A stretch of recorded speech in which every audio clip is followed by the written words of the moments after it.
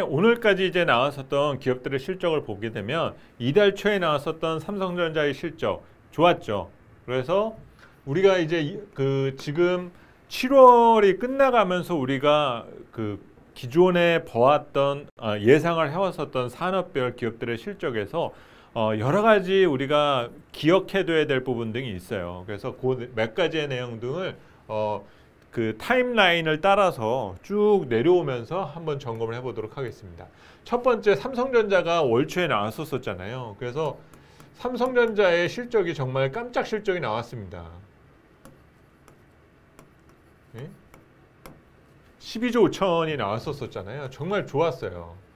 근데 이제 여기서 이제 우리가 얻어야 되는 힌트 중에 하나는 수출은 별 문제가 없다. 그러면 당장 다다음 주죠. 이제 달이 바뀌면서 나오게 되는 지금 7월까지에 대한 수출도 별로 나쁠 리는 분명히 없다라는 거예요. 물론 이제 우리가 남은 연말까지 상황에서 걱정되는 거는 수출이 점진적으로 증가 속도가 둔화된다라는 부분 등에 대해서 우리가 의식할 부분 등은 있는데, 그렇다고 해서 절대 레벨이 바뀐다라는 것은 분명히 아니라는 거죠. 그 다음에 이제 우리가 볼 수 있었던 것들이 성장주들에 대한 실적 변화들이었었죠. 그리고 성장주들, 네이버의 실적이라든지 이런 그로스 주식 등에 대한 실적이 나쁘지 않았었다라는 거예요. 그래서 이 사안들에서도 지금의 주가 수준에 대해서 밸류에 대한 부담이나 우리가 뭔가 지금 헛것을 보고 투자한 것은 아닌가라는 것들에 대한 불안감 등을 조금은 제거해 둘 수가 있었다는 점입니다. 그 다음에 소재주들이 나쁘지 않았었다는 거죠. 포스코를 필두로 2차 전지 관련주들의 지금 실적 가이던스 나오는 것들, 숫자 나오는 것들을 보다 보니까 이 소재주들 역시 상당히 좋았다.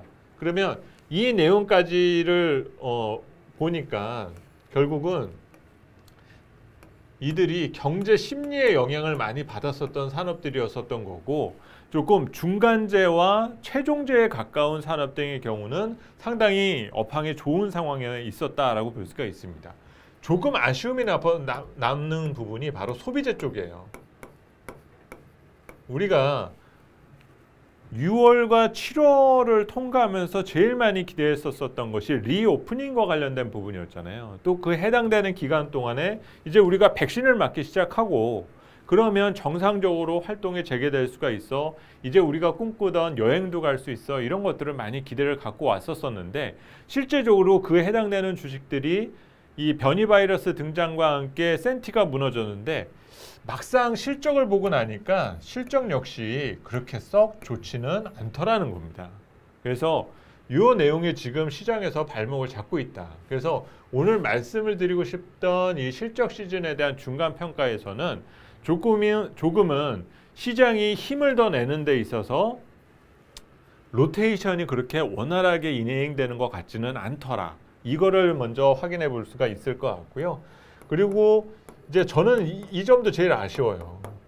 사실 소비재가 이럴 수 있다라는 것까지도 예상한 사람들은 많이 있거든요.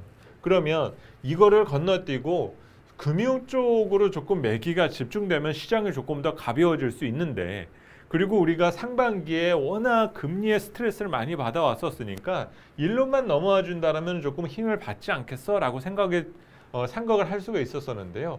그런데 아쉽게도 이쪽으로도 매기가 안 넘어오더라는 거죠. 그래서 우선 실적 시즌에서 우리가 얻어야 되는 힌트는 뭔가 시장이 추세적으로 시세가 분출하는 데에서는 핸디캡을 조금은 갖고 있는 것 같다. 이거는 8월 전략을 세우는 데 있어서 상당히 중요한 영향을 줄 수 있는 사안이다라고 볼 수가 있습니다. 그래서 이 내용이 이제 남은 실적 시즌 기간 동안에 어떻게 바뀔 것이냐가 가장 중요하다고 볼 수가 있고, 이제부터 또 중요한 게 있죠. 바로 중소형주들입니다.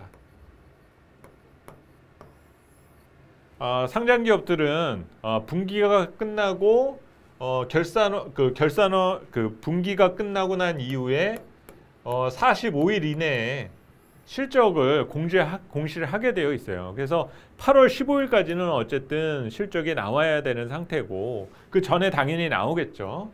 그런데 이렇게 전방 기업들과 대기업들에 대한 실적 상황을 보고 난 이후에 과연 중소형주들 실적이 어떨 건가? 그러면 우리가 여기에서 이제 8월 전략에 대한 전체적인 그림을 그려 나갈 수가 있게 되는 겁니다. 자, 지수로 보면은 좋은 것들과 그렇지 않은 것들 사이에서의 조금 격차가 있는 것 같다. 그래서 이들을 섞어 놓고 보니까는 지수에서는 뭔가 엇박자가 나는 느낌, 한쪽 바퀴만 돌아가니까 좀 제자리를 도는 듯한 느낌이 들 수가 있게 된다는 거고, 그러면 이쪽이 이렇게 좋았으니까 여기에 수혜를 받을 수 있는 산업 등의 실적 등은 괜찮지 않겠어? 라고 하는 부분 등이 관심을 가게 된다는 거죠. 그래서 어제 정말 재밌었던 게 제가 어제 반도체 되게 중요하다는 말씀을 드렸었잖아요. 그런데 어제 전자나 하이닉스도 분명히 좋았었지만 중소형 반도체 관련주들, 부품이라든지 장비주들 엄청 주가가 좋았었지 않습니까? 뭐 한미반도체, 유니셈, GST 막 이런 것들이 주가가 들썩이는 현상들이 나타나는 것들은 이제 좀 그 매개에 대한 확산이 이런 식으로 선순환이 나타날 수가 있는 것 같다. 그래서 종목 플레이가 지금도 계속되는 부분 등은 있는데 지금은 조금은 대형주 쪽으로 많이 몰려 있었던 상황이다라면은 8월의 종목장은 조금은 가벼운 주식들 여기에서 조금 기회가 올 수도 있다라고 생각해 볼 수가 있습니다. 그래서 저희도 내부적으로 미드 스몰캡 쪽에서의 자료를 조금 더 많이 준비한다던가 이런 내용들을 할 예정이고 이들 사이에서도 분명히 목표 주가에 대한 변동이 많아질 거예요. 그래서 기업 리포팅 등에 대한 관심을 가져두는 것이 필요할 것 같습니다. 자, 여기까지 이제 실적 시즌 중간 평가에 대한 부분 설명을 드렸고요. 이제 이어서 오늘 23일 장세에 대한 대응 전략 한번 점검을 해보도록 하죠. 지금 이제 5분 정도